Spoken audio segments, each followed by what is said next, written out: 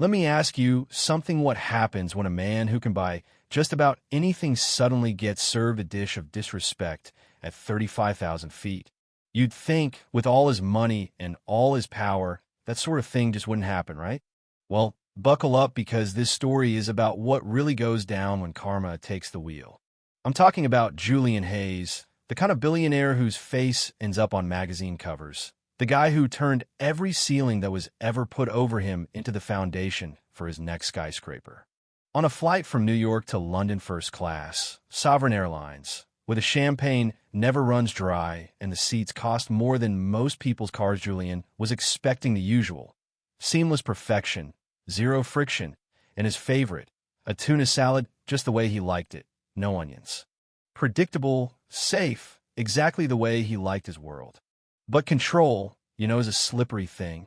Sometimes all it takes is a single slight, a faint patch of greenish blue on the underside of a perfectly seared tune-in. Suddenly your whole sense of order evaporates. That's exactly what happened. Julian saw the mold before he tasted it. He looked down, fork in hand, at that little ugly splotch, and for a moment the world just stopped. It wasn't just bad food, it was a breach. An insult. He'd paid for more than a meal. He'd paid for the kind of flawless service that's supposed to shield you from these small, humiliating moments. So what did he do? He pressed that call button, and just like that, the air in first class went from calm to ice cold. Patricia, the lead flight attendant, came over with that artificial smile, practiced, controlled, but she couldn't quite hide the flicker of annoyance in her eyes when he pointed out the mold. She called it a blemish, and, well, that word was gasoline on a bonfire. Julian was done being subtle. He demanded the purser. The tension in the cabin got so thick you could have cut it with a butter knife. A few passengers took off their headphones. The show had begun. Clark, the weary purser, tried to smooth things over with corporate apologies and an offer to comp the meal, but Julian wasn't biting. "A $10,000 seat, and you're offering me a salad?" he shot back. Patricia, out of patience, dismissed his complaint as overblown. That was a subtle, constant, often invisible dismissal that comes from being the only black man in a cabin full of privilege. That kind of thing sticks to you after a while, You feel it even when it's not there, but this time, it was there, clear as day. What happened next? 9 minutes of escalating fury. Julian fired off an email to the CEO of the airline sits on the board, by the way declaring the whole crew terminated for cause. He didn't yell, didn't threaten, just handled it, cold and surgical. "Consider this your 2-week notice," he said, though everyone in the cabin knew there'd be no 2 weeks, not after a move like that. The fallout? Immediate. The crew froze, Patricia's face went pale, Maria, the junior attendant, started to cry. Clark looked like he'd aged 10 years. Julian leaned back, put on his headphones, and tried to lose himself in music. But there's no wall thick enough to block out what happens when you drop a bomb like that. And then came the twist. Sarah Jensen, a journalist from the New York Times, of all people, stood up, introduced herself, and made it clear. This wasn't just a private incident anymore. A black CEO fires an entire crew mid-flight. "The optics are complex," she said, and Julian knew the storm had just started. By the time the wheels touched down in London, the story was everywhere: news tickers, social media, dinner tables. Some folks called him a hero, finally holding airlines accountable. Most called him a bully, a tyrant with a chip on his shoulder, and too much power for anyone's good.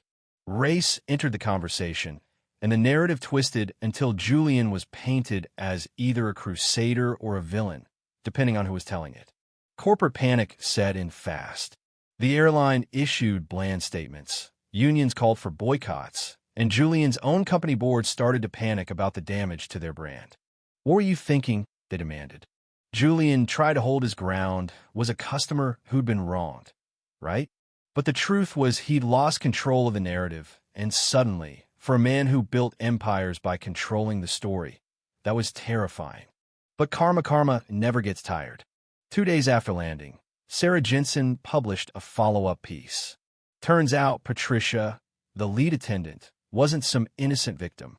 She had a history of targeting high-profile minority passengers' previous complaints, dismissive behavior, and a personal vendetta tied to her husband losing his pension after Julian's company took over the firm. The mold wasn't an accident. It was a setup, a calculated act of revenge, and Julian had walked right into the trap. The world spun again. Julian was exonerated, Sovereign Airlines fired Patricia for real, and the internet switched sides so fast you'd think they got whiplash. You'd expect Julian to feel vindicated. Instead, standing alone in his hotel suite, he felt cold. Because he hadn't known any of this when he fired the crew. He'd acted on pride and anger, not facts. The collateral damage was real. Maria, the crying junior attendant, and Clark, the tired purser, were out of work, their lives upended. Then came Maria's simple, dignified plea. She admitted she'd seen the mold, but was too scared to speak up, apologize for her silence, and asked for just one thing: a public statement to clear the names of those who'd been swept up in Julian's rage. The words cut deep. She wasn't Patricia. Neither was Clark. Yet they'd all been punished as one. The second blow landed when Clark gave an interview. He didn't lash out or make excuses. He just said, "Powerful men like Mr. Hayes are so used to being disrespected. They see it everywhere even when it's not there." That line haunted Julian. Was he really a fighter, so conditioned for battle? He saw enemies everywhere. The hardest blow of all was private. Alone in the dark, staring out at London, Julian realized he'd been played. His rage had made him a puppet, not master. His win wasn't really a win, it was luck. And luck isn't the same thing as justice. Redemption, if there was any, would have to come from within. He reached out not to his lawyers or PR team, but to Sarah Jensen. He asked for another interview. This time, he confessed, on the record, in full. He owned his actions, didn't hide behind Patricia's scheme, and publicly apologized to Maria and Clark by name. He demanded their reinstatement with back pay, set up a fund for other affected crew, and for Patricia, simply wished her help and healing. The world watched, and the cynics sneered, but most people saw the raw honesty and gave him another chance. Not because he was perfect, but because he was finally willing to admit he was human. Life went on. Maria got her job back and eventually became lead attendant on the same route, now known for her kindness and calm. Clark retired to Florida, sending her postcards and teaching her the ins and outs of the job. Julian, for his part, changed not just his public face, but his way of leading. He started therapy, listened more than he spoke, and realized that true power wasn't about crushing mistakes, but learning from them. Patricia? She faded into obscurity, her life unraveling until she found herself in an anger management group, finally admitting to herself what she'd done. She never knew that a tech foundation established by Julian and dedicated to second chances helped keep her support group afloat. So what's the takeaway, you ask? Karma isn't always a thunderbolt. Sometimes it's a slow, relentless echo.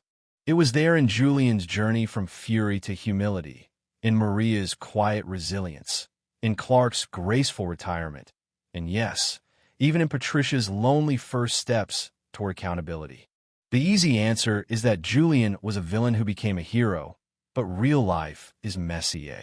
Redemption isn't found in headlines, it's in the hard, quiet work of becoming a better person day after day. But what about you? Do you believe a single act of genuine remorse and accountability can really balance the scales? Can people truly change, or do we just get better at managing the person we've always been? Let me know your thoughts in the comments below.